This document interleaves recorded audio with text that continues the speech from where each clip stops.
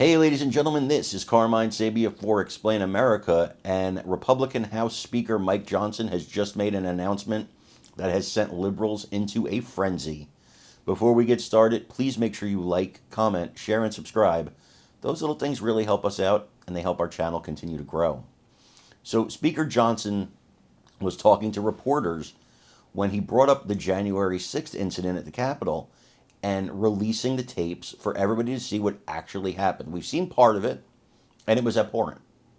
The parts we've seen are absolutely abhorrent. There's no excuse for them. But there's other parts.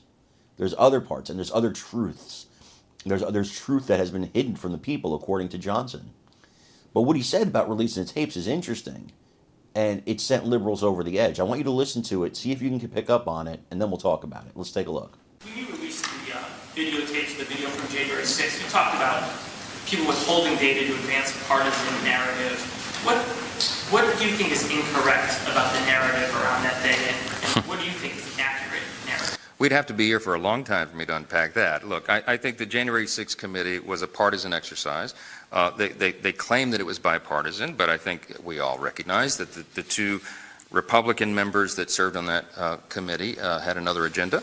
I think that what we got was a biased report. I think they hid some of the important evidence. And look, we want the American people to draw their own conclusions. I don't think partisan elected officials in Washington should present a narrative and expect that it should be seen as the ultimate truth on it when we know that they hid certain elements. The release of the January 6 tapes is a critical and important exercise.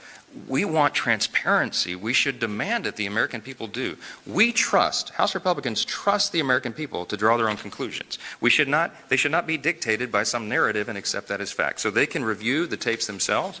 We're going through a methodical process of releasing them as quickly as we can. As you know, we have to blur some of the faces of persons who participated in the events of that day because we don't want them to be retaliated against and to be charged by the DOJ and to have other concerns and problems. So that's a slow process to get it done. We're working steadily on it. We've hired additional personnel to do that, and all of those tapes ultimately at the end will be out so everybody can see them and draw their own conclusion. Let me go to the back row. Yeah, so aid to Ukraine dependent on southern border security. You see, they're furious about blurring the faces because they want the DOJ to get these people.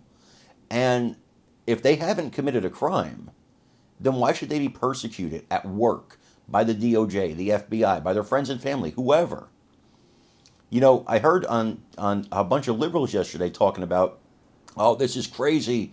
There's going to be no punishment for these rioters because he's going to blur the faces. Where were you guys during the riots when Trump won the election? Black Lives Matter and Antifa and the Vice President of the United States, who wasn't Vice President at the time, Kamala Harris, setting up a legal defense fund to get them bailed out of prison. Where were you guys then for rioters being punished? You are such hypocrites. You are such hypocrites. I want to know what you guys think about this. Please let me know in the comments. Also, please remember to like, share, and subscribe. It really helps us out. I'm Carmine Sabia. This is Explain America.